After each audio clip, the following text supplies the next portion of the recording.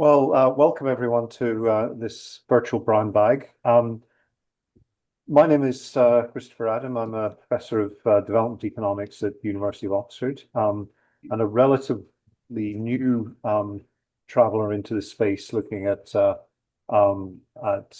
climate economics. So first of all, let me thank Channing and Tom for inspiring this meeting and bringing together such a great collection of presenters, and to Ginger for organizing it. The impetus for this meeting was, I guess it's a couple of sentences in a comment that Jen and her colleagues published in Nature Climate Change earlier this year,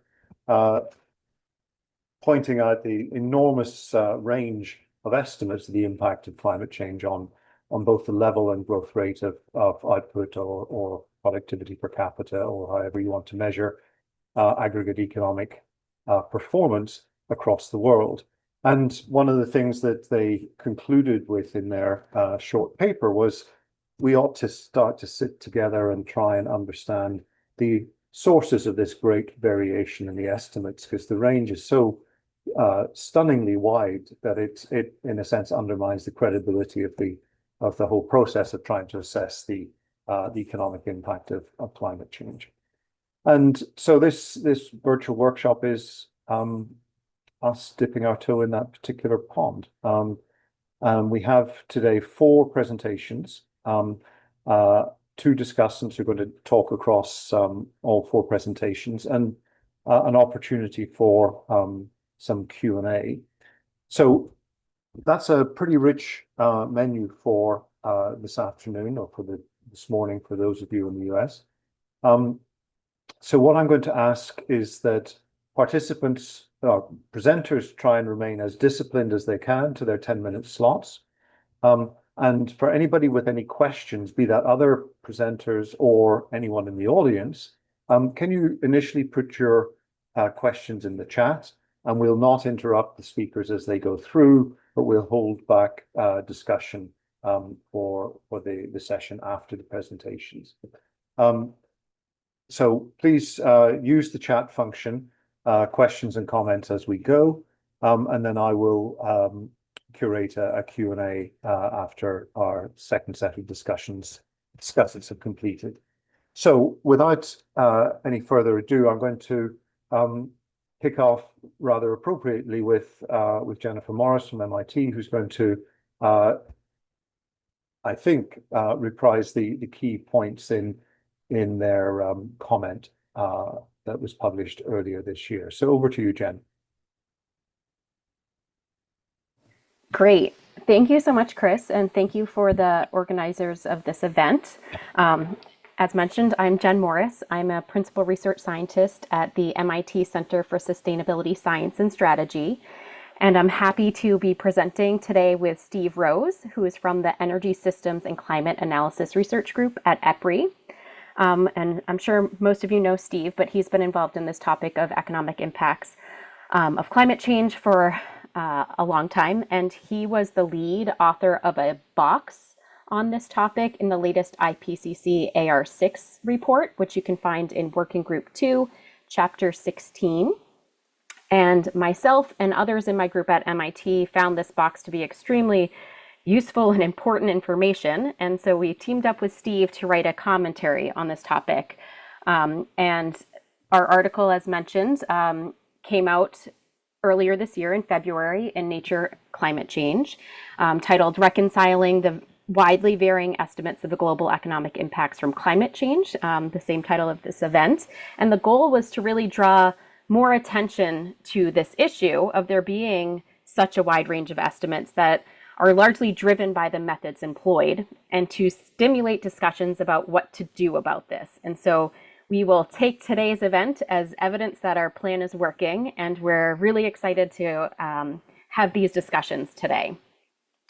And so just to kind of set up for today, and the key points from our commentary is we believe that the global economic impact estimates are relevant and important to evaluating the benefits of climate goals, for assessing global economic climate risk and estimating the social cost of greenhouse gases, and generally helpful to guide decisions about climate change mitigation and adaptation.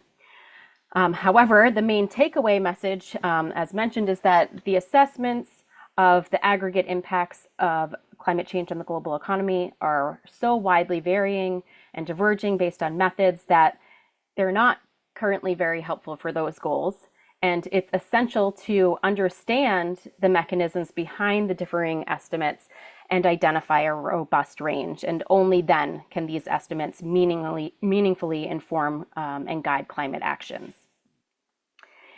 And so the big point is, right, we currently don't know the global economic impact of climate change.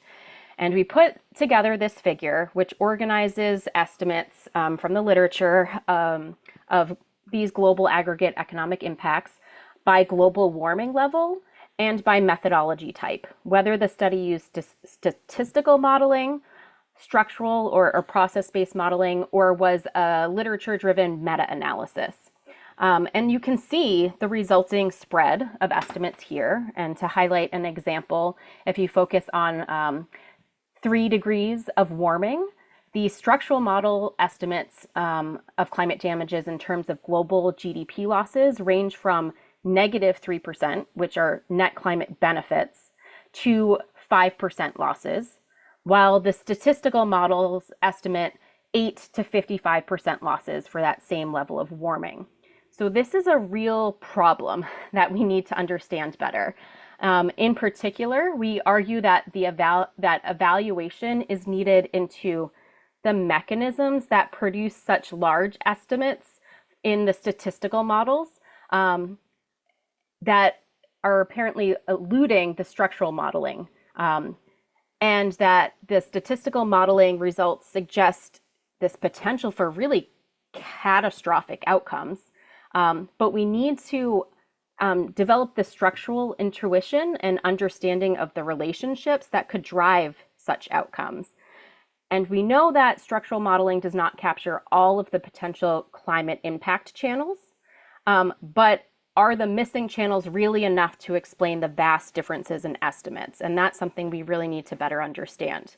And most importantly, if these higher estimates are really accurate, it's essential to know what the mechanisms are that could drive such a magnitude of impacts, because we need that information to be able to design approaches that could potentially try to offset or mitigate, reduce those impacts.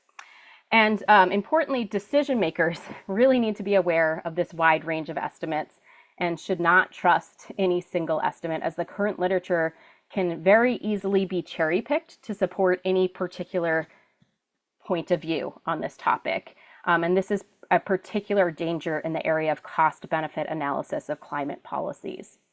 And quickly, the IPCC and National Academies of Sciences and Engineering and Medicine also call attention to this problem of the incomparability of methods, with the IPCC concluding that it prevents identification of a robust range of estimates, and it should be a research priority to reconcile these different lines of evidence. And so now I'm going to hand it over to Steve to elaborate on what we mean by different lines of evidence. Great, thanks, Jen. So thank you also from me for the opportunity to be here. And as Jen said, our plan is working. So we were really hoping to facilitate conversation in the scientific community, and that's really what this is about today. So thank you very much for the opportunity to do that. So I just wanted to highlight this conclusion from our assessment in the IPCC process, and that is to characterize this information as different lines of evidence. So the differences in methods are stark. The differences in estimates, as you saw, are also stark. And there's a question here about whether we should be treating this information as really different kinds of information. And that was the conclusion we reached in the IPCC case. And so we wanted to help facilitate that process. And in that box, but also more importantly in the commentary recently, we created this figure to begin to help organize our thinking and think about how can we start to characterize those differences. So this is a process of beginning to identify where the strengths are, what are not necessarily the weaknesses, but what are the issues or concerns, and how do we begin to think about the different kinds of information, and then we can then think about how do we utilize that information and take advantage of those strengths and help manage the biases that might be associated with the different methods. So I'm going to quickly go through this since we don't have a lot of time, but I'll just highlight the strengths for the most part and call out a couple concerns.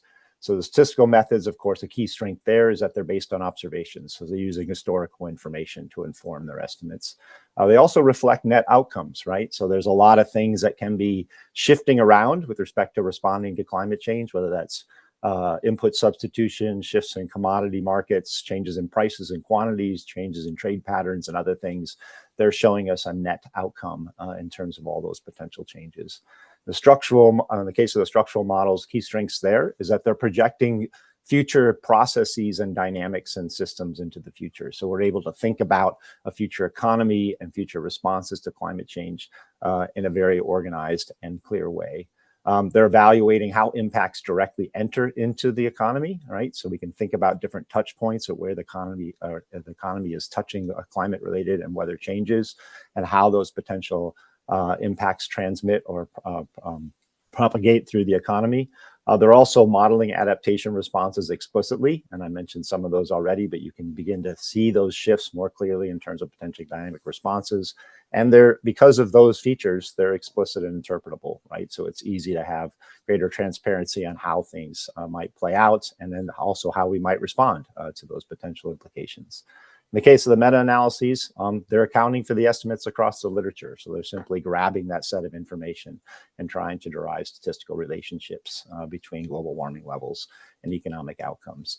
Just to highlight a couple of concerns in the statistical space, that strength of being based on observations is also a potential limitation. They're constrained by that available data. Of course, we're extrapolating into the future for very different climates and economies that are not represented in that historical data space. So out of sample extrapolations are a significant issue. They tend to be estimating weather relationships, not climate. Climate is a multi-decadal dynamic, and the historical data tends to not allow us to really characterize that multi-decadal changes. Model specification sensitivity is a key issue as well. They also can omit macroeconomic kinds of responses to climate change. In the case of structural models, they can be computationally intensive. They can omit key impact categories or channels, and they can lack an empirical basis for calibration. In the case of meta-analyses, of course, they take the concerns from the other two, so that's a key issue there. But there tends to be limited assessment of the data itself or consideration of the fact that we might have issues to deal with in terms of these methodological differences. So this is really just to help facilitate this conversation. If we start thinking about this as different lines of evidence, how do we begin to characterize these different approaches and begin to think about their strengths and their biases? Next slide. So I'll just highlight here, this is just reiterating some of the points that Jen's already made, just important to kind of call them out again. We really don't know the economic impacts of climate change. We have a lot of estimates and we don't really understand them. And we really can't characterize a robust range. This was much to the frustration of many countries in the IPCC approval process, but that's the reality. And it's really fantastic that we're having this opportunity to talk about it. We don't understand those differences, and thus the need for conversations like this. And because of those two facts, we really can't inform decisions properly, right? We don't have the robust information needed to help properly inform responding to climate change and development of strategies. And we need to better understand those mechanisms to really be able to move forward and reconcile that information and figure out how best to leverage the information that we have. Next step. And so this is some suggestions in terms of priorities. The first suggestion here was really about convening dialogue in the scientific community. So again, thank you for this opportunity. That's exactly what we were hoping would happen. And there's some other things that are also percolating up in response to this commentary. So we're really excited that this is moving forward that way. Some specific action items, as really greater transparency is needed. Evaluation of the information we have in terms of strengths, weaknesses, and biases, as I already highlighted. Enhanced consideration of the uncertainties between the global warming levels and the economic outcomes. So there's a lot of different pieces that lie between those two endpoints. and key uncertainties in that space. And I'll show something on that in just a second. And also a greater evaluation of the economic impact responses to non-climate drivers, right? So we tend to simplify our representation with respect to simple XY charts showing the relationship between global warming levels and economic outcomes. But there are other drivers that impact where those particular economic effects would fall on those charts and how they might respond to potential future climates. So next slide. So again, just to kind of help facilitate this conversation of how do we begin to think about the different lines of evidence, another way to begin to characterize these different approaches is in terms of what it is they're actually capturing and how are they capturing it. And so we can begin to provide some higher resolution in terms of characterizing each approach or even each study for that matter. So what's highlighted here in the red on the ends is of course what Jen was showing in the chart a couple slides ago. So global temperature on the left, economic impact on the right. But between those two things are, like I said, a lot of different pieces, right? So if there are many different regional climates for any given global climate, there are many different potential physical responses to a particular climate. There's many different economic outcomes in terms of translating those physical impacts. There's different adaptation responses and so on. So each of these are important individual pieces that ultimately define those relationships. And they also are important sources of uncertainty. And then, of course, society underlies all that in terms of its different touch points in this. So another part of the uncertainty, but also another key piece in terms of understanding differences across estimates. And then you can just push through all the rest of the way. And just to highlight here is that when we look across studies, whether they're global impact studies or they're sector or region-specific impact studies, we see there's huge variation in representation of these pieces and the linkages and the uncertainties associated with them. So hopefully that gives you some nice food for thought and gets the conversation going for today in terms of thinking about the different lines of evidence. Thank you. All right, thank you, Steve and Jen. So our moderator is actually having some audio issues. Our next presenter up is Ishan Nath. So Ishan, if you'd like to go ahead and take over, and maybe Channing until Chris can get his audio back up. Do you want to take over the moderation for me, please? Yes, will do. Please, Ishan. Sure. Great. Okay, can people see my screen? Yes. Okay, awesome.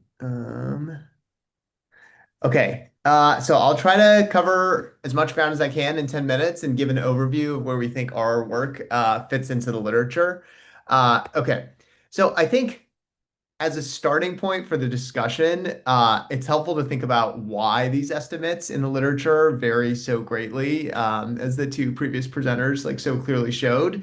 And we think a key disagreement in this literature is basically how to model the persistence of the damages that occur from temperature change. And so this is just like to fix ideas in people's minds. You can imagine some permanent temperature change that occurs in year zero. Just pretend all of global warming hits at once. The green line is if we model this only as a level effect. All that matters is temperature in that year knocks down GDP by some amount, but there's no accumulation of effects over time. And the red line is what you get if you model a permanent growth effect. That is, growth in every year is lower. And so in order to know what the GDP impacts are out in year 5, you would need to know what the temperature was for all of those years. And so you can imagine if you extrapolate these out for like 50 or 100 years, then the green and the red lines are very far apart. And we think that's basically what explains this wide divergence that's going on in the literature.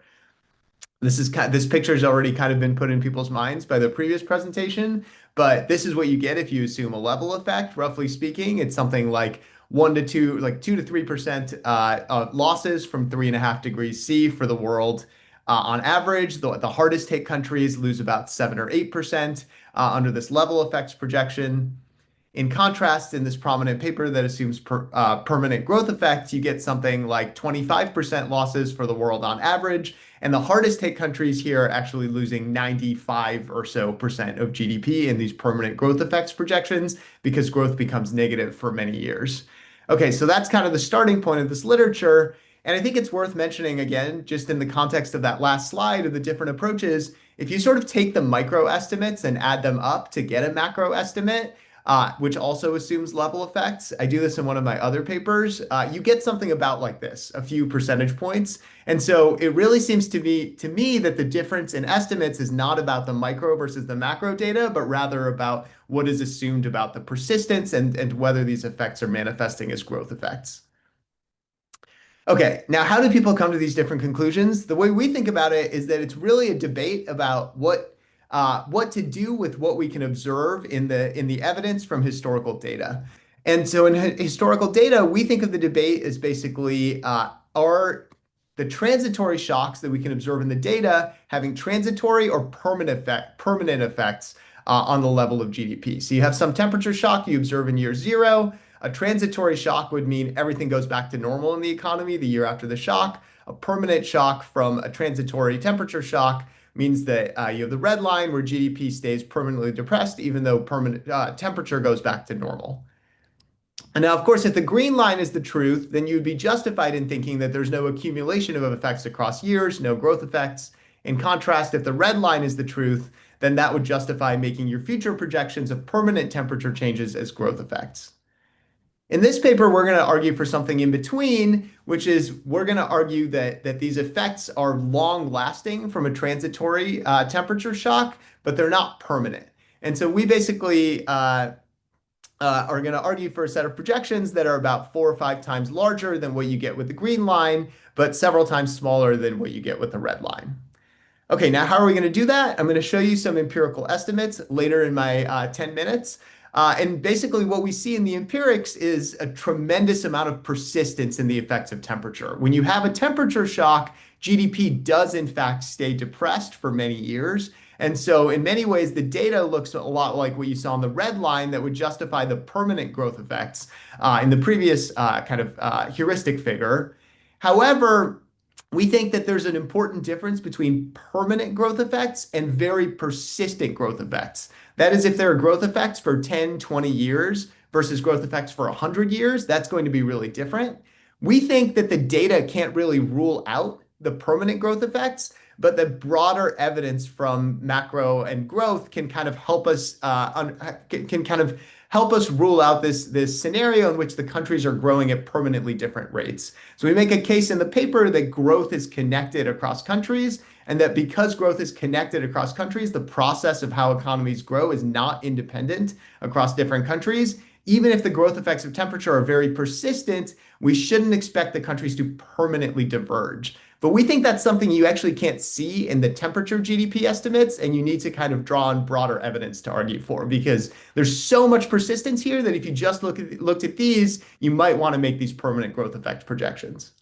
Okay, so my remaining 4 or 5 minutes, I'll try to tell you a little bit about both these strands of evidence. So in the first part of the paper, we basically make a 3-part case that we think global growth has a lot of spillovers that would prevent the countries from going kind of permanently opposite directions as they do, for example, in that prominent Nature paper that I showed the results from. Okay, so the first result is that domestic innovation really doesn't seem to explain domestic growth. You can see the bigger countries among the rich countries have a lot more patents, and other measures of innovation differ a lot across countries. But these countries are kind of all growing at the same rate over a several decade sample. And there's a lot of reasons to think, and there's a whole literature in kind of international macro about how we think innovation is flowing across borders. We don't think that Sweden grows only based on patents and innovation that happens in Sweden. And so we think it's unlikely that if Sweden gets a nicer temperature, their GDP is going to diverge from these other richer countries or from the world frontier in general, because the frontier growth we think generally is happening together. Similarly, the second case we make in the paper is that level differences across countries in GDP are very persistent, but growth differences tend to be transitory over time. And so we just run a simple regression, and this is kind of the picture that summarizes the regression. And what the regression shows is that if a country has a different level of income than the world average, that tends to be really persistent over time. But if a country grows at a different rate than the world average, that tends to be transitory. So we think there are these forces holding the countries together where you can go up and down relative to the world's growth path, but that broadly these countries are sort of following the same trend over time and are unlikely to kind of go permanently up and permanently down off the graph. Okay, so I'm going to skip the rest of that because I only have a few minutes left. And then what we try to do is use methods from time series econometrics to think, okay, so we can maybe rule out the permanent growth effects by just kind of looking at broader patterns in macro, but there could be still really persistent growth effects from temperature that cause the long run effects to be far larger than the level effects if you assumed no accumulation over time. And so all we're going to do is isolate a temperature shock in year T as the forecast error from if you predicted temperature in year T using the lags of temperature in country I and using a country and a time fixed effect. So this tau IT is our shock to temperature. And then we're just going to look at the effects of a shock to temperature in year T on GDP in year T plus H out to a 10-year horizon. And then we're also going to look at the persistence in temperature shocks themselves and argue in the paper that that explains some of the persistence in GDP. And what we do when we run that regression is on the right here, you see, and this varies, we allow these effects to vary by long run average country temperature. So there's this important nonlinearity. We're getting hotter in a hot place, which is represented by the red dots, is really bad for GDP. Getting a little bit warmer in a cold country turns out to have a modest positive effect on GDP. This is like an extremely cold country. Okay, and this also gets kind of towards that question of weather versus climate that we can talk about in the discussion that was brought up in the previous talk. But basically, the key takeaway here is you have some bad temperature shock in year zero, and GDP stays really depressed for a really long time. Part of that is because the temperature shock itself in year zero also has some persistence. If it's hotter than expected in year zero, it's about, if it's 1 degree hotter than expected in year zero, it's about 0.4 degrees hotter than expected the following year, and that shock tends to persist. We think this is like good variation in the data that helps us try to understand the effects of a persistent temperature shock, which is one step closer to the ideal experiment of a permanent temperature shock that we expect climate change to be. But basically, this is what we see in the data, a ton of persistence. So you might think from this, we show through the lens of a macroeconomic model that this is like pretty close to what you would expect to see if a permanent temperature change were going to have a permanent effect on growth. But we think we can rule out that corner case because it seems really inconsistent with what we see in the world economy. Okay, and now in my last minute, I'm just going to show you what this means for projections of long-run temperature change. So the blue line this is India as an example. Take the blue line is just some off-the-shelf hypothetical. It doesn't really matter what it is, just like a baseline growth in GDP per capita. The green line is what you would get from the level effects estimates. I think this is closest to what's in like the dice in versions of the dice model and a lot of prominent results in the literature. That's giving you pretty small effects and assuming no accumulation over time. The red line is the permanent growth effect from that Nature paper, and the orange line is what we get with our projections. It's about 5 times larger for most countries, for the hotter countries, than what you get if you assume no growth effects. But of course, it's a much smaller effect than if you assume that GDP basically asymptotes towards zero later in the century. Okay, and we do that throughout the world, and our results are on the order of 10 to 12 points, 10 to 12% losses globally from about 3.7 degrees C of warming. And the hardest hit countries we're finding lose something like 30% of GDP, and that's as compared to like 6% if you ignore persistent effects altogether, but like 95% if you allow the growth effects to be permanent. Okay, that was the best I could do for 10 minutes. I think I took 11. I'm sorry about that. No problem. That was fantastic. Let's move on to Leonie.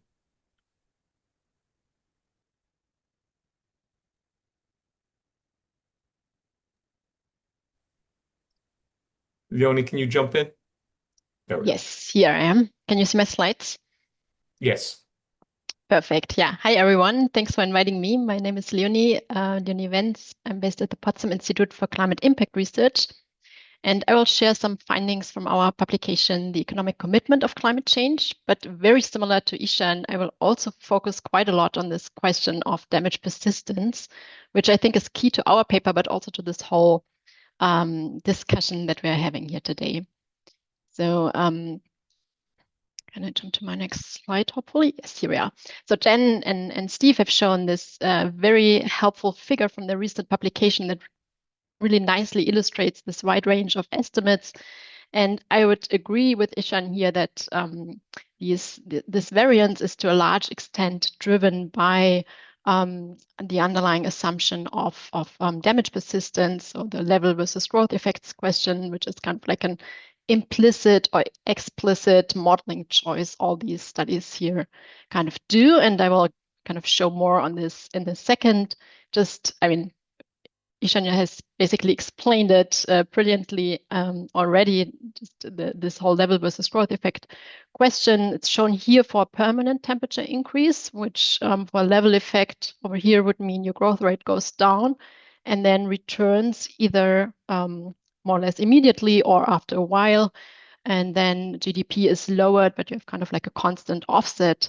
Whereas in the case of a growth effect, the growth rate is reduced for as long as the temperature increase persists, which means that you get something like a scissor here with the damages accumulating over time.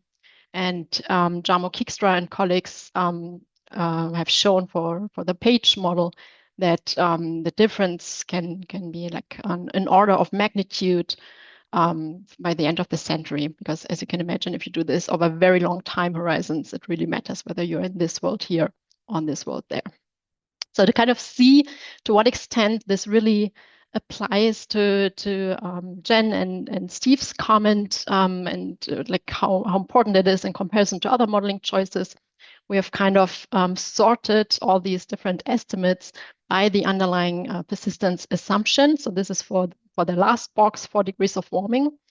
And what you can see here are 4 different persistence categories. The first one is 0 to little persistence. So this would be pure level effects. This is where all the structural modeling studies are, which assume either, depending on the channel that's kind of being shocked, 0 or very little persistence. Then we have some statistical studies with what I would call somewhat persistent level effects, but that are not permanent. So Ishan, I guess your study would be somewhere in here. And we have growth effects as in the Burke 2015 Nature paper, and then something that is kind of even beyond that, where the growth effects can build up for over a couple of years and then stay at that level. I mean, that's not a proper quantification, but I think it kind of nicely illustrates that this assumption really has a huge effect on the damage magnitude and can explain indeed quite a lot of this variance that we are seeing here. So really crucial question, and similar to what you've just seen in Ishan's presentation in our paper, we also try to kind of understand this persistence question better and to use the data we have to kind of see what can we what kind of assumption can we make here, or can we actually find some middle ground between assuming pure level or pure growth effects guided by our empirical assessment. We do a couple of other things in this study here, which I will just briefly summarize for better context. So unlike other studies, we do not only consider the effects of changes in annual mean temperature, but we also consider impacts from other channels of physical climate change, specifically day-to-day temperature variability and different measures of precipitation. And I'm not going into the details here. This is based on some earlier work of ours. But basically, the idea is that if you have different places in the world, this is kind of the distribution of daily rainfall. You can have very similar aggregates, like the total annual precipitation, but the distribution can look quite different. And we are trying to kind of describe this distribution better here. This second or third, depending on how you count, thing we do here is that we do not use country level data, but have collected data from around the world at the sub-national level. And here the idea is that a lot of the impacts of climate change are quite local. And especially if you think of large countries such as the US or China, you do not want to kind of have a very hot summer in Maine and a very cold winter in Texas to cancel each other out. So with this sub-national detail, we are hoping to kind of gain a more comprehensive understanding here. This comes with certain challenges, and this is kind of critique or things that have been criticized in the context of our study. And this is, I mean, the self-collected data. We don't want our results to be kind of sensitive to anomalies that we might have here. So we applied more stricter controls for data source transitions and higher order economic trends, and we account for spatial autocorrelation using Conley standard errors. The last thing that we're doing is that we kind of focus, and I'm going to say more on that in a minute, that we're focusing on the near-term future to limit some of the uncertainties that are, of course, inherent to these projection exercises if you look far into the future. Okay, but back to this question of level versus growth effects. What do we do here? We employ a distributed lag model, which is quite standard in the literature. But unlike a lot of previous work, we use the first difference of our climate variables. And this means that our model prior is one of level effects. And by then including further lags, we test whether these effects persist further. So this is more conservative by assumption than assuming growth effects and then testing whether these growth effects actually persist. And we kind of only assume persistence up to that point where we can identify it in the data. And here, as I said, first difference of the climate variables, and we also interact them with their long-term mean to allow for some heterogeneity with warmer places being differently affected than colder places. Challenge is, of course, if you include too few lags, you might falsely accept that this is kind of might falsely accept your prior. If you have too many lags, it gets increasingly noisy and difficult to interpret your estimates. So we started here with 10 lags for each of our climate variables. This is the distribution, again, because of this heterogeneity, depending on the moderating variable, plotted for estimates at the lower, upper, and median quartile. And for temperature, we see effects up until 8 to 10 years after the increase. For precipitation, it's a bit earlier. So there we kind of see the coefficients being close to 0 after around 4 years. So this is what we assume for our projections, 8 to 10 years persistence for the temperature variables and 4 years for precipitation. And then we get the following picture. These are the projected global economic damages for RCP 8.5, so a high emission scenario, and purple RCP 2.6, a low emission scenario. And as I said, we kind of focus on the first part of the century, so the next 25 years, because here you can see that quite nicely the damages kind of overlap for these two emission trajectories. And up until this dashed line, they're really not, statistically speaking, different from each other. And that is because we have a lot of inertia in the climate system, where a lot of the climate impacts we'll observe over the next couple of years are a result of our past and current emissions.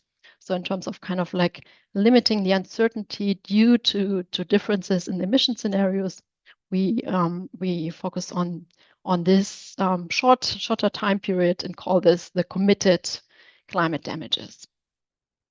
Already here, we can see that these damages largely outweigh the mitigation costs associated with limiting warming to below 2 degrees, in line with the Paris Climate Agreement. And then after that point in time, so for the second half of the century, they strongly diverge for these two kind of extreme scenarios. This is what the committed, so mid-century damages look like if plotted on a map. Large panels for all climate variables, and then here it's shown for the individual climate variables. You can see a couple of points. The first thing is that the majority of damages really stem from changes in annual mean temperature, but these other climate variables, they strengthen that effect and they add further noise locally. Second thing you can see is quite a lot of heterogeneity, with, generally speaking, places that are least responsible for climate change and have fewest resources to adapt being most strongly hit, consistent with what a lot of other studies show.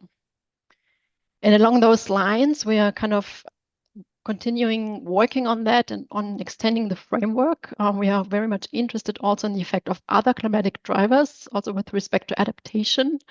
and in the role of other moderators. So as I said, here's quite some heterogeneity explained by differences in the prevailing climatic conditions.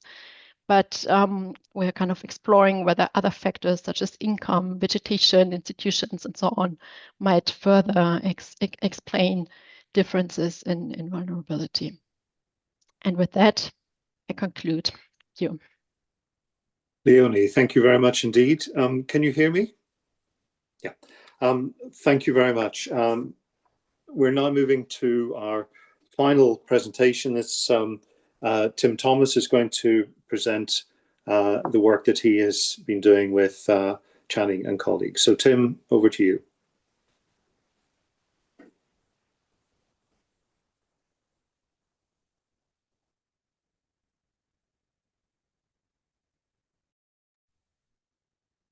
There we go. Sorry about that. Can you see my screen now? Yes, we can. If you can maximize it, that would help, but we can see it. Switching now to presentation mode. So there we go. All right. So first of all, I've worked on this project with Channing Arndt and Uche Jarrett and Hamid Motadi, and look forward to sharing these and seeing how they compare with the other presenters. So I got motivated to investigate the impact of climate change on agricultural TFP when I read Ariel Ortiz-Bobea's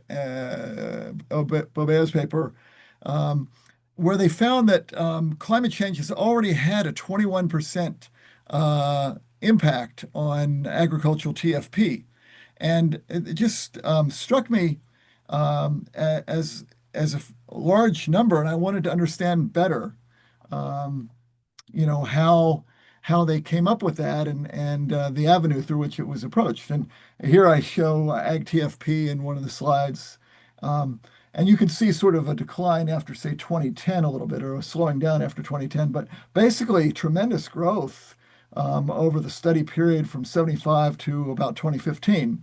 And you can also see that there's been a tremendous growth in temperature over that same period. So the top figure, Ishan has already shown that basically the same thing, explaining the difference between the level effect and the growth effect, which we sometimes call the shift effect and the slope effect. The bottom graph is more from the damage function side of things, and basically we took to generate the bottom graph. We took Ariel's data, and we estimated it with a pure level effect, a model that has both level and growth, and a model that has strictly growth.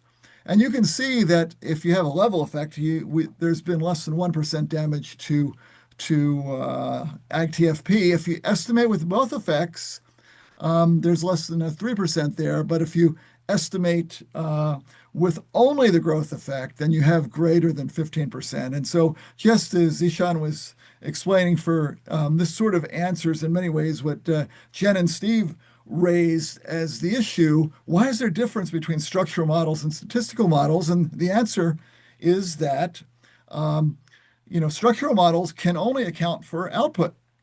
That's all that's in structural models. So if you have just a statistical model that accounts for output, then you get a very small damage. But if you have a model that accounts for both, then it's larger. And if you have a model that restricts it in such a way that it only allows there to be a growth effect, then you get a very large impact. So here's the basic math. I won't dwell on this, but we started at the top with a production function, and we get to the bottom a very important equation, which says the growth in Ag TFP is a function of climate and changing climate, and we will dwell more on that here. The shift effect, the level effect, or in some literature it's called the short run effect, is the H term, and that primarily affects the output level. And you can, especially when you're talking about agriculture, you have good weather and you get high yields, you have bad weather, you have low yields. So you can see how there's always got to be a shift effect in agriculture, at least, and you can probably justify it just as well with the general economy. There's always got to be a shift effect because that is what you'd expect. But when Dell and company presented this idea, they said there were two possible pathways that might exist, but they never claimed that the two pathways existed. And so the other pathway is the slope effect or the growth effect. And so if you think about it, you start trying to think of what avenues could affect growth. It gets hard to think about what could be causing it. One is depreciation of soil organic carbon because the biological processes speed up with temperature rise, and maybe some unaccounted for impacts on labor capital productivity. But there's not a whole lot else you can think of that's going to affect the growth. But also, in terms of Ishan's terminology, a persistent effect might be the knowledge stock depreciation as the climate is changing, you lose what you once knew. It becomes less valuable. But when climate's stable, it catches up again, and you start understanding, you start not depreciating the climate stock, the knowledge stock as rapidly. Okay, so I am spending too much time here, so let me just tell you what we did. We estimated 2.3 million regressions. And here is sort of how we did it. We allowed for lag-dependent variables, up to 5 of them, and we allowed for fourth-order polynomials for temperature and for precipitation, and we also allowed them for a first and second lag on the temperature variables and precipitation variables, so up to fourth-order polynomials. And if you take every permutation, every possible permutation, you get 2.3 million regressions. And we estimated those, and the basic results are here. First of all, you'll note that when we restricted it to not to have any lag-dependent variables, it always rejects a slope effect. But it also, statistically speaking, if you look at the AIC, which is the primary means that we used in our study, it very, very strongly needs lag-dependent variables. And it's a mistake not to have a lag-dependent variable. And we estimated with up to 5, and it rejected the 5th, but it really preferred 4. And even when we use BIC criteria instead of AIC criteria, it always selected 4 lag-dependent variables. And in many cases, it prefers fourth-order polynomials, which means that so the reason fourth-order polynomials is important is if you're projecting for specific countries, they fall on different places on the curve. If you have just a quadratic, the answer is always the hotter you are, the worse case you are. But with a fourth-order polynomial, it has flat areas, and it can be that you can be sort of in a sweet spot where the climate impact is relatively small. So if we don't have a lag-dependent variable, these are the damage functions with the 2-degree temperature increase going from 1975 to 2050. And so even at the hottest places, we only get a 3.5% loss. However, when you estimate the model with lag-dependent variables, you get a slope effect that is significant using the AIC criteria, and you can have up to a 60% decline in TFP at the highest temperatures. However, if you use the BIC as a criteria, it only selects a linear slope effect. So the BIC criteria actually selects only and gives only a 2% loss. Now, we divided the sample up into higher income countries and lower income countries, and this result seemed quite significant to us. The lower income countries, it totally rejects a slope effect using AIC or BIC criteria. And so the losses, even for very hot low income countries, is only around 5.5% after that much of a temperature increase. However, the higher income countries, the losses can be closer to 100% at the higher temperature countries. But this is not in the paper, but we examine the interaction of GDP and temperature using quadratics and cubics. And we found that it's the 90th percentile on the income range that's actually driving all of this high income effect too. So there's something going on in really the highest income countries, but we didn't sort that out. So to sum up, in our paper, rather than this presentation, we also looked at the Berk data, and we discovered that AIC and BIC totally rejects the slope effect that Berk used when it's offered to have a shift effect. And furthermore, by the BIC criteria, if you just let it have the Berk values, it totally rejects climate being an explanatory variable at all in their data. So we conclude from what we did, though, that data should always have a shift effect. The statistical analysis always has to have a shift effect. And we suggest that you actually test for statistical significance of the different effects. We saw how important lag-dependent variables are, and in Ishan's paper, he definitely emphasizes the importance of lag-dependent variables in his paper.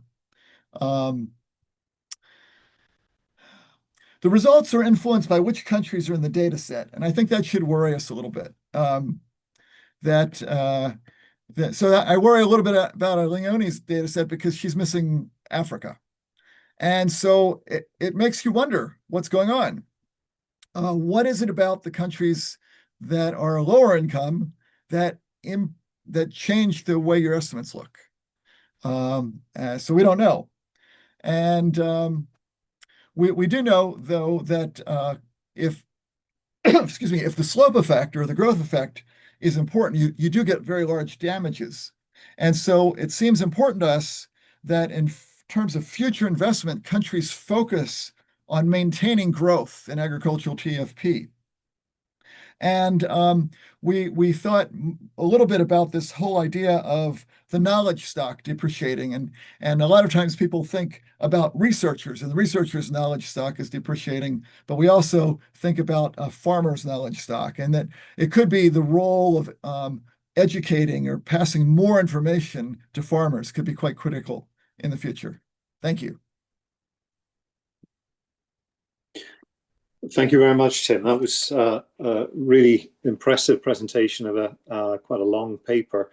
We're going to move quickly now to two discussants. That is Fran and Elmar. I believe you've got about 5 minutes each, and it would be very useful if you can just highlight which papers you're focusing on, or whether you're focusing across the quartet. For everyone else, please continue to add questions to the chat, and we'll open it up for Q&A after the next 10-minute session. So, Fran, are you going first? Yeah, I think so. So thank you to the organizers for this kind of really interesting and definitely kind of timely discussion. I don't have any slides, so I'm just gonna go for it. I think and so I was asked to comment on kind of next steps in research. So that's kind of where I'll focus my comments, kind of really like trying to like look across like lessons learned, I would say, from across these papers. I'm gonna echo multiple other presenters here, where I think it's kind of clear that the key distinction here that's driving this divergence in estimates is really this persistence question, right? And I think we're in a very productive space right now, where we're moving away from this kind of dichotomy of, is it a level or is it a growth? Which, like, when I started thinking about this like 10 years ago in my PhD, that was like where we were. But I think this kind of question, like more generally, of what is the persistence of damages, and how can we better constrain it, is a kind of very productive place to be. I'm going to push back a bit, I think, on the framing of kind of structural versus statistical. I'm not sure that is kind of super helpful in this context. So for an example, the authors of the comment have the dice model listed as a process-based model, but the key kind of element driving damages in the dice model is the damage function. And of course, the damage function is estimated statistically. And like in initial versions of the dice model, that came from kind of cross-sectional regressions. And really any model, if we're thinking about this persistence question, right, that is a kind of, it's essentially a structural question. So even in your, statistical estimations, when you start adding lags and start adding dependent variables, you're invoking something about the structure of the problem. And it kind of like, I think really thinking about this not as like two like totally different spaces, but like, how, like what statistical and empirical evidence is being brought to bear in what kind of structural format. And the dice model, as in one example, like, you can change the dice model and have a process-based model that so you can try and match the kind of empirical evidence and get very high damages. And that's something that Delavane and I did kind of in our Grow Dice version. So kind of what are the paths forward here? I think one thing is to like maybe start to draw together the lessons learned from this kind of rich like empirical literature that we have at this point. I would say there's a few clear lessons for me. One is when you start relaxing like assumptions about damage persistence, the uncertainty definitely goes way up. And I think that's something that comes across very clearly kind of in the motivating paper for the session. And that by itself is costly, right? Just having less certainty about what these damages are, like, is bad in itself.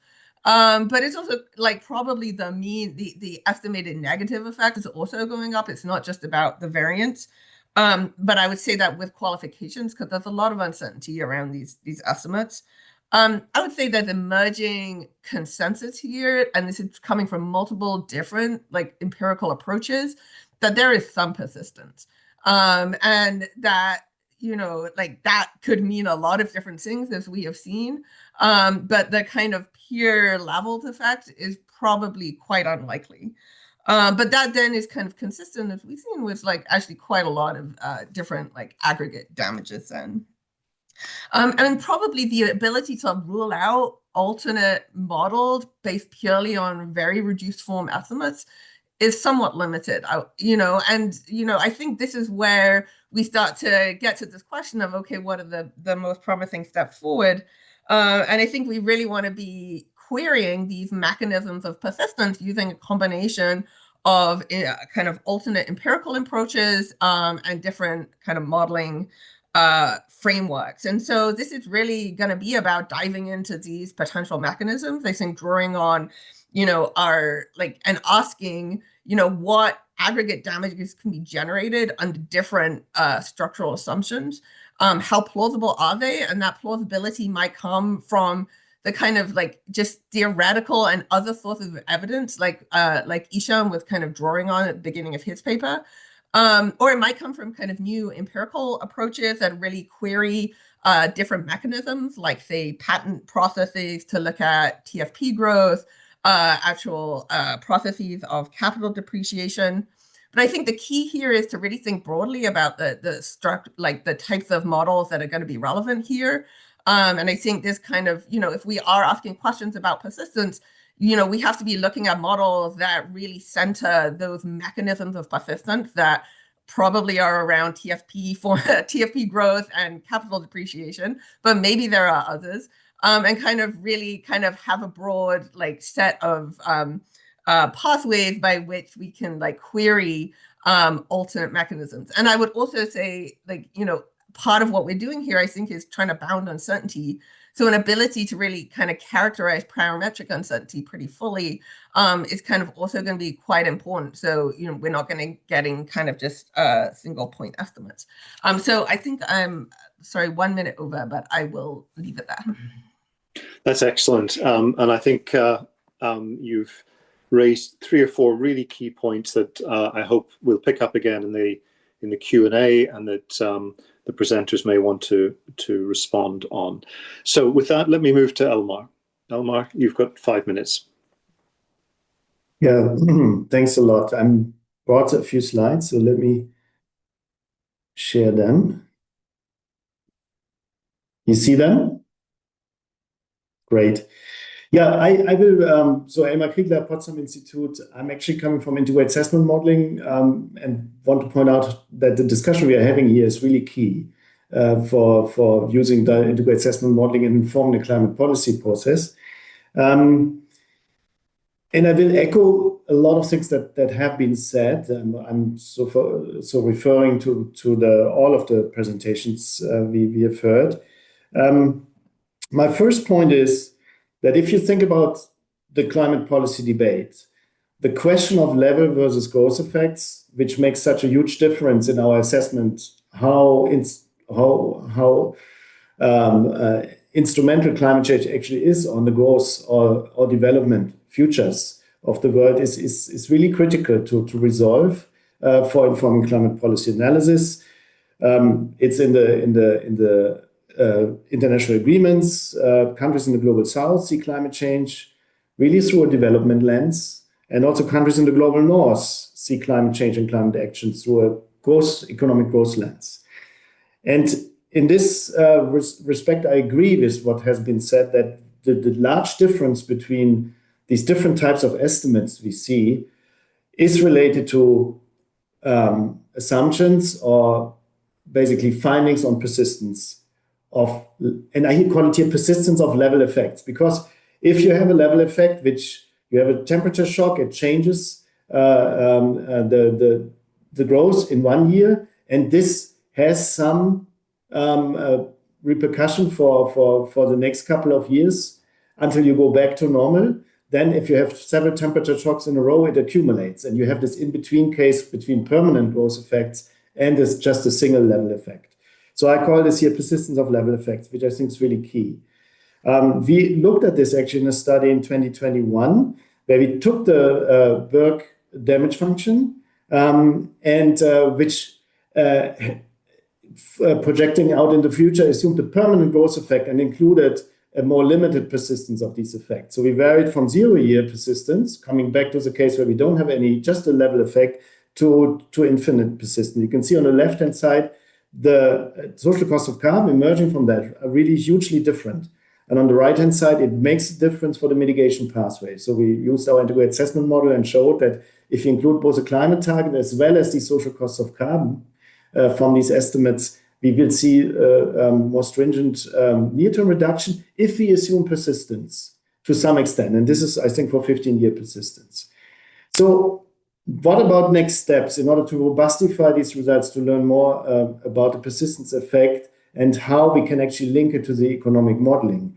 The first thing is really here is to, when we estimate these damages, and I fully agree with Fran, the statistical estimation of damage to translate from biophysical impacts into some economic damages can be sectoral or can be specific, but still requires some statistics, I think, here. We should use an estimation function that focuses on level effects, but includes the possibility of persistence by lagging those temperature variations. And then what we could do is we could try to bring in more predictors. Not only temperature, I mean, in Leonie's work and Mark Scott's work, it was already temperature, precipitation, and the annual variability of those, or the interannual variability. But we could also add, for example, extreme events like heat waves in these cases. The question is, why should we do that? It has maybe two benefits. If there is an additional regressor that is not well correlated with temperature, we gain more predictive power with this model. And also, if you can separate this aggregate effect on output a bit along the biophysical impact groups, that will help us to think a bit more clearly about physical adaptation and also maybe avoid double counting if you bring together different formulations. The other thing that we could do is trying to not focus on GDP as the dependent variable, because that is kind of at the end of any macroeconomic model. But rather think about some of those key determinants of macroeconomic growth in these models, and maybe we can have some damage functions for those or damage estimates for those. That includes capital, labor/employment, productivities, interest and wage rates, resource prices, these kind of things. And that would allow us to feed this into a DSGE, for example, or some economic model with, I do believe it's important to have intertemporal trade-offs being modeled endogenously here so that we can see an impact on the interest rates and what it would do to capital accumulation and these kind of things.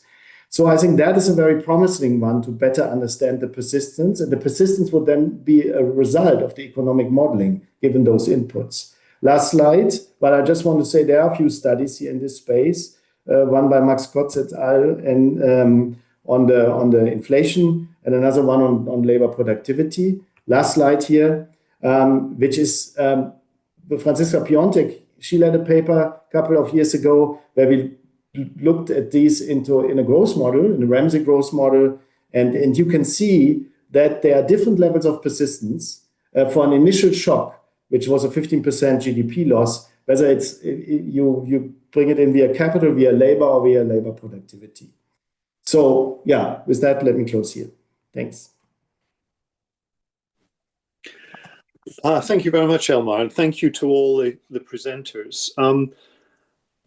So this has been a bit of a whirlwind tour through a number of papers, a number of approaches, and a large number of questions.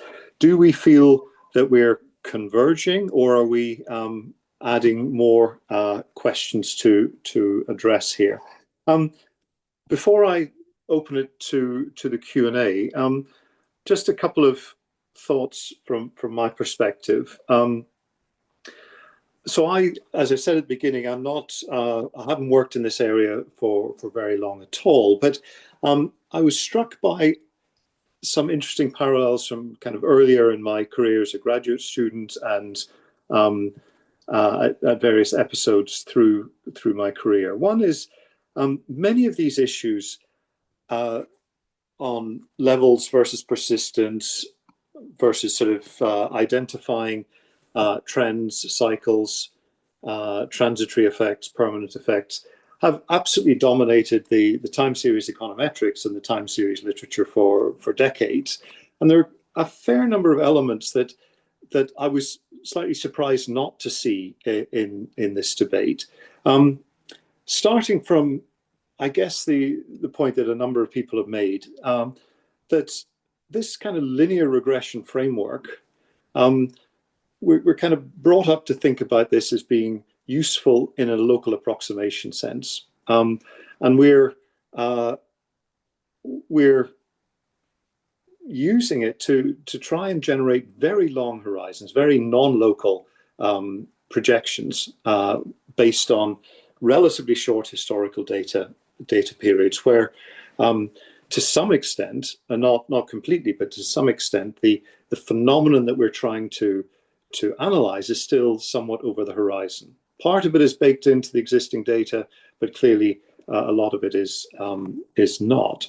The second is when we're talking about levels and growths, we're talking, the language we're using is about level effects and first difference effects. It seems to me that there's also a significant literature that thinks about processes of integration, integrated processes more generally, and integrated processes that are not clean, but are kind of fractionally integrated. And I wonder whether in this debate we're connecting enough with other areas in the time series analysis and time series econometrics analysis that tries to grapple with some of these issues about persistence in integrated series and the implications that has for model specification and inference. So that's the first point that I wanted to make. The second is about disciplining the empirical approaches and the regression framework. And there are a few questions in the chat that I'll come to in a moment, and a point that Elmar made. One of the great advantages of the structural models is it provides us with a kind of sort of set of Bayesian priors to help discipline empirical work that we're using to complement the structural, because it's focusing on mechanisms and plausible transmission mechanisms from a structural perspective, rather than trying to back out a causal link from climate change through to a summary statistic of economic behavior, namely measured GDP or measured TFP. So I think the tension that's characterized a little bit between structural models and empirical models as alternates, I think needs to be thought about in a little bit more complementary fashion. But in the interest of time, let me open the floor to questions, and I want to ask John Wayant to pitch in first, because there are a few issues that he raised as we went through. So I'm going to ask John to open up the Q&A, followed by Sergey, who had a question about the issue of persistence in structural models. So John, do you want to kick off? Okay, thanks, Chris. I'll try to be brief, or at least as brief as possible. You can see in the chat box some specific questions I asked, many of which have been addressed by subsequent speakers, including yourself, Chris. I would say, to me, there's potentially an even bigger picture here, and several people, including Fran Moore mentioned, and implicitly several other speakers, and that is the full state space that we're dealing with here. So this would involve not just kind of the methods and mechanisms, but also the kinds of scenarios that we use. I think we all know, because we've all struggled with constructing scenario ensembles, that we're doing the best we can, and we're slowly trying to hit the whole state space. So in the Inter-Academy review of the IPCC 15 years or more ago, there were a bunch of administrative and political processes that they critiqued, and one and only one major in both the mitigation side and the impact side, one major scientific critique, and that was you're not doing a very good job of characterizing the uncertainty for your own selves, let alone for the people that you are intending to use this. Now, this subject, I think, has gotten framed much more carefully through the work of the various excellent speakers here and commentators, but I would argue we're still not there. We do have to, similarly, last point, acknowledge that it may be not the methods that are the problem, but the world that are the problem. Now, this, even if we had really good methods in a world we totally understood, that would be one level, but I'm doubting we'll ever get to the point where we think we have all the different kinds of uncertainties. Some people call the ones that are particularly pernicious deep uncertainties. We really didn't get into that, but in this arena, that may be important. Then I'll just leave with one question back to the group here, does that, some people I think already pushed us in this direction, particularly the two commentators. Is there something we can do more on the characterizing and communicating uncertainty side?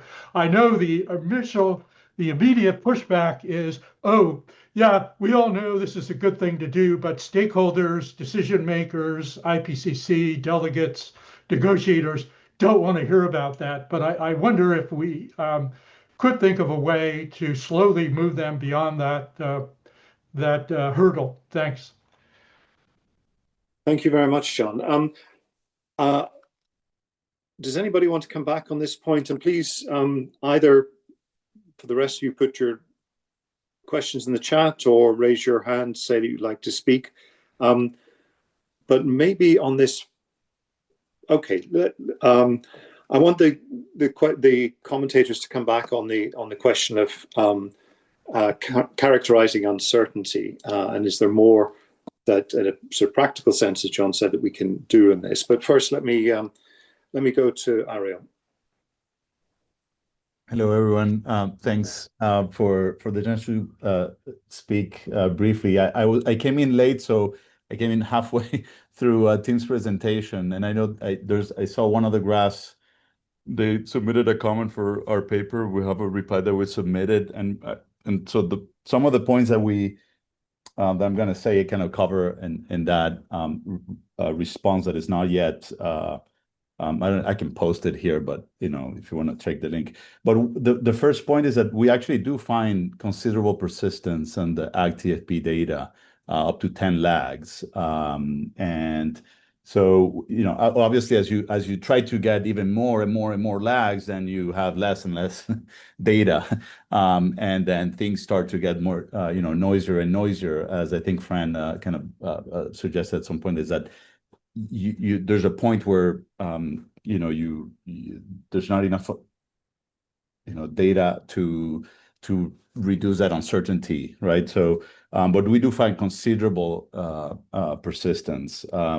The second point is about the use of AIC and BIC, and I think Marshall Berg wrote a post responding to Brian. I think I saw Brian. Yeah, Brian's is there on there, and I've never heard a pushback against his point on why we shouldn't be using AIC and BIC for model selection when we're trying to discriminate this level and growth effects and persistence. And I think that's like something that deserves attention. And then on a moving forward kind of comment, I think one thing that I think it would be useful is that a lot of the evidence that when we analyze, and I think it would be useful to systematically accompany empirical evidence with simulations. And one thing that I appreciated on Ishan's paper is that when you read at the appendix, there's all these simulations to really kind of show, here's the empirical estimates and look at the simulation here. And I feel like those are good guardrails to keep us kind of a little bit grounded about, is this consistent? Is what we're observing consistent with what I think I'm understanding? And I think we should have more systematic kind of coupled simulation empirical analysis moving forward to kind of get out of this. It is this or that, right? I think that would be a very useful way to move forward, even to think about uncertainty and where is uncertainty coming from. I think simulations would be a great addition to what we're doing. Thanks. Thank you, Ariel. And are you, when you're talking about the role of simulations here, are you talking about Monte Carlo simulations specifically, as opposed to also using structural models as simulations from structural models as a disciplining device? Monte Carlo, yeah, that's what I mean. Yeah. Okay. All right. Don't feel shy.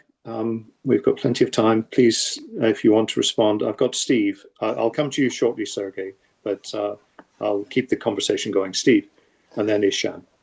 Yeah, great.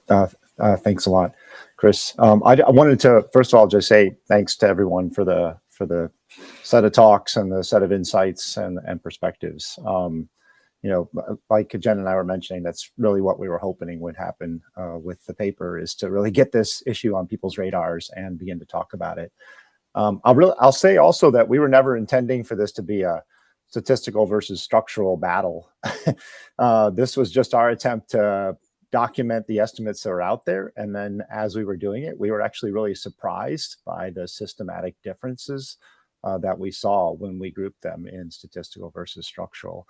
And that just led to the question of why, what's happening here, and can we begin to make sense of this? And this conversation has suggested that there are some different approaches that we can take to help people make sense of that information and think about new estimates that will emerge in the future.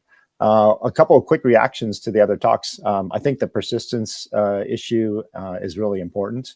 I think we need to spend more time with the evidence that's there, the data, the approaches, and a question I guess Chris was really raising in a way is, are we asking too much from the data? given that we're trying to project 100+ years into the future to gain insights about potential impacts. So I think that's an important question as we try to unpack these things and explain the differences. I think another important issue is we need to be able to explain 60% GDP losses. We can't just throw numbers out there and just say, there you go. So, those are abstract, they're unrelatable, and they're not actionable either. So, we need to find a way to begin to make sense of that information so that people can actually utilize it for decision making. And also, last thing I'll just say is I thought Tim's TFP analysis and approach and insights was really intriguing. So looking forward to spending more time there. So thanks, everyone. Thank you, Steve. Let me go to Ishan next. Thanks for all the super interesting comments and cool presentations. I guess I just had two quick reactions. One was I completely endorse the idea that like studying the mechanisms is really important. I think there's like so many papers studying the kind of persistence empirically that we might be reaching kind of the ends of knowing what we can know from the limited set of data available. Although obviously collecting lots of subnational data like Leone did is like a really helpful kind of new angle of contribution. But we know so little about the mechanisms. And I think that's why this discussion of the TFP, I think, should really be central to this debate. I don't think we should think of like macro climate and like sector specific climate as two separate parts of the literature because like the worst effects are in countries where it's really hot and everybody works on a farm. And so if we don't really drill down on understanding things like agriculture and maybe farmers are not making investments when they have bad climate outcomes, and that's affecting them in future years. And how do these processes kind of like accumulate over time? I completely endorse everything multiple people were saying about how I think that's a really helpful place for the literature to go. And I guess that's kind of where I'm going in my own work now. I just want to write papers about agriculture all the time. And then the other quick reaction I wanted to give is to John's question about characterizing uncertainty. I think one thing is I think we need to be really careful to be clear about the limited dimensions of uncertainty that we can characterize in any different context. Because there's not only like the statistical uncertainty versus model uncertainty versus uncertainty in what type of technique you're using. There's also like, even if you just limit to one of those sets of uncertainty, there's so many dimensions in which climate change is uncertain. It's how uncertain are the damages, how uncertain is the geography of the damages, the sectoral impacts of the damages, the persistence of the damages. But then I think one thing that we kind of understate is just how uncertain is global climate change and temperature change itself. And so John was mentioning tipping points. Even in the absence of tipping points, like people talk a lot about, this emissions pathway leads to 2.7 C or 3.2 C or whatever. And it's like the reality in the climate models is that 3C is the median of some like huge distribution where like 5.5 C is like easily inside the 2080 confidence interval. And so I think especially because there's so many people on this call who communicate to the public and, to the press and to policymakers, I think if you write a paper and there's some uncertainty about what's going on in your paper with the things you study, I think it's really important to be super clear that whatever confidence interval you have is like a very partial confidence interval. And there's all sorts of deep uncertainties with climate change that probably no one paper can characterize all of. Thank you, Ishan. I think that's a really important point to end with on your comments. I want to just pick up on a question that Sergey asked earlier in the chat. And I'd like, because it also resonates with something that Fran said about the GDICE, is that correct? But it's the question about persistence and growth or growth-like effects in structural models. So Sergey, maybe I've done you a misjustice and not characterized your question well enough, but why don't you pose it and then maybe Leone and Francis can pitch in on this. Yeah, well, while I address that question to Leone, and I would like to hear her response, but I just wanted to make a more general comment about making sure that we are speaking the same language. And well, we all have our professional damages, speaking of climate damages. And what do I mean by that? When Franz started to talk, it's not really statistical versus structural. Look, in structural, there are a lot of statistical, and it's statistical, a lot of structural. Well, you immediately can spot, well, are you really doing mostly statistical and econometric work, or you are mostly into CGE world or IAMs? So what do I mean by that? So if kind of, well, clearly my bias in CGE models, because, well, that's mostly what I'm doing.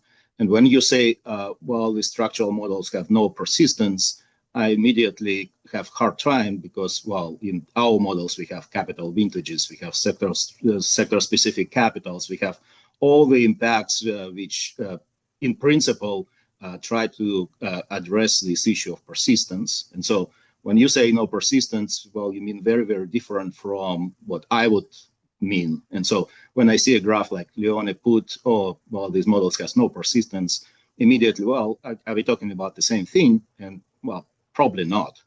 And so this is kind of coming back, and I know Steve said, well, it's not structural versus statistical, but in my world, well, I need to put these damages into particular sectors. So that's why I really love that Aishan is going to look at agriculture now, because, well, we need those numbers for agriculture productivities. We need those numbers for labor productivities. We need those numbers for a lot of things where I can put in the model and see how the model reacts, where is that persistence.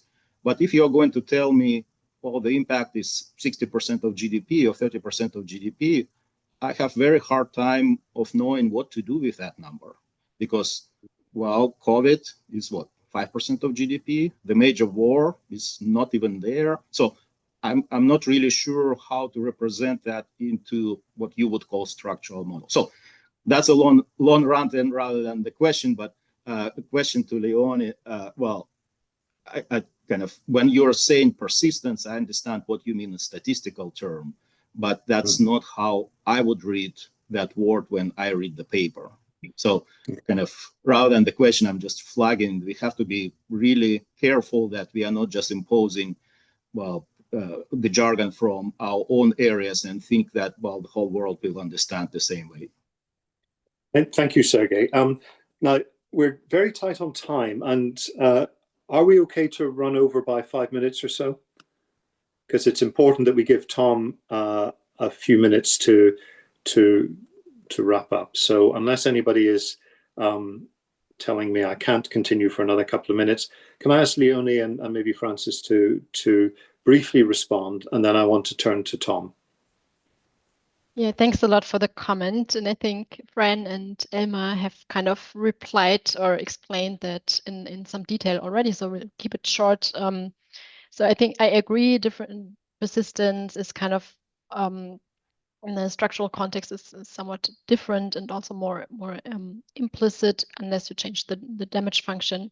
And I think it relates directly to this question of the mechanisms, right? It really depends on, is it capital or labor or expenditures and so on. And then you have some sort of response that is different from what we are trying to kind of capture with the statistical approaches, but still I think it's a very interesting avenue for future research to think about these different mechanisms and to what extent they kind of explain what we see in the empirical data. So I will leave it here for the sake of time. Thank you. Fran. Yeah, just a very quick response. Like, I definitely agree with Sergey in the sense that, like, you know, structural model, any given structural model has a kind of certain degree like of persistence or not in it, right? And like that's like what's coming out of the conversation is like that's really key. And you know, it's depending on the model and depending on exactly how the uncertainties in the model are investigated, that is to some extent an assumption of the model. And that if we're going to explore the full kind of space of uncertainty here, like, you know, making sure we kind of inquire into like the mechanisms that are generating that persistence and how they might be affected by climate is really important. And like in DICE, you know, DICE has persistent climate damages because it has endogenous capital formation.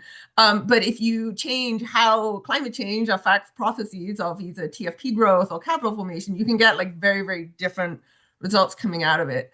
And I think the other point about this structural versus statistical that I don't find very helpful. I mean, I think if we're talking about CGEs, we should say CGEs, right? But there's a lot of like structure. You can write down structural models that are like very different, have very different dynamics, and they kind of have a different relationship maybe to how they're kind of constrained empirically by different like, you know, calibration approaches, say. And so like that I think, you know, like if it's CGE, we should say that. But there's all these kind of huge universe of kind of empirical macro models, empirical trade models that are very relevant here, that are kind of, you know, different and are gonna like speak to this question differently. Thank you, Fran. We could continue this conversation for a very long time, but we don't have a very long time this afternoon. So I'm going to just hand back to Tom to wrap up for this afternoon. Thanks, Chris. Thanks, everyone. Fabulous session. I've really enjoyed it a lot. Really impressed by the work that's been presented. I want to make just one very specific, concrete suggestion going forward, but not by any means comprehensive. I want to focus on the mechanisms question and go back to the process statistical distinction. I think there is a relevant distinction there. So I want to give a shout out to Karen Fisher-Vanden and John Wyand, who organized about a decade ago a symposium at Stanford, which brought together leaders in the agricultural area from the crop modeling community, distinctly process-oriented, and the statistical community. So the synthesis paper was written by David Lobel. Of course, many of you know David, and Senthil Desai, dyed-in-the-wool crop modeler. And that session concluded that session resulted in a special issue of Environmental Research Letters, and the conclusion was, despite a common perception that statistical models are more pessimistic, giving dramatically greater damages than the process models, we find no systematic differences between the predicted sensitivities to warming from process-based and statistical models up to 2 degrees. That was a very striking finding for those of us who thought these were really very different worlds. And what happened was they focused on studies well done, controlling for everything else. They generated very similar effects, and that was very helpful. Of course, the statistical models didn't capture the effects of CO2, ozone, and whatnot, and that's hanging out there as another factor. But I think you get good people together in one room, working together, generate a special issue. That was a very constructive thing. Why don't we think about that in other areas? Elmar pointed out that it's not GDP, it's capital, labor, resources. Let's focus on labor, for example. There's emerging literature on human heat stress and the impact on labor productivity. And I've been interacting a lot with people from the climate science side. Quite a distinct approach. They're focused on wet bulb globe temperature. It's affected by so many things, not just temperature, humidity, wind speed, solar exposure, and whatnot. They're very concerned about processes. They're working with experimental evidence that where people have been put in these circumstances that measure the ability to do work, contrasts sharply with some of the statistical work. The stuff we've been doing, updating social cost of carbon with Fran recently, shows that these labor impacts do seem to play a very large role. I think we need to identify each of these components of GDP, as Elmar was saying, focus in and have a symposium, a special issue focused on that, bringing people together. I think the work, what Karen and John did earlier, very laudable and really advanced, removed a lot of frustration on my part and advanced the work in this area. So I'd like to propose something along those lines. I'll stop there, Chris. I'm going to actually throw it back to you, Chris, to close it down. Okay. Well, I think that was a really useful contribution at the end, a suggestion. When I looked at Elmar's point about just simply writing down the national accounts identity, one was initially drawn to the right-hand side as you look at it, the components of expenditure and GDP. But what actually really matters is the supply side. And it is exactly this set of issues about the evolution of the key reproducible and non-reproducible capital stocks, including natural capital, and the impact of climate change on capital stocks and on the interaction between labor, physical, and natural capital, I think is probably the key to thinking about the understanding linking the empirical with the structural analysis. This is a fantastic afternoon. I suspect Tom and Channing will follow up by email after this event. But let me just thank you all for sparing the time this morning or this afternoon, depending on where you are. I hope it's the first of a series of conversations. It certainly whetted my appetite, and it reminded me of my very first time series econometrics lecture with a guy called David Hendry here in Oxford, who liked to use the phrase, the data generating process is nonlinear, complex, multidimensional, and fundamentally unknowable. Our task as econometricians is to characterize the salient features of that data generating process. This is a classic example where the degrees of unknowability are extreme, and the characterization of the salient features of that data generating process are really, really important. So I think we're doing something really important here, and I'm very keen to see this conversation continuing. So thank you all very much indeed. Thank you.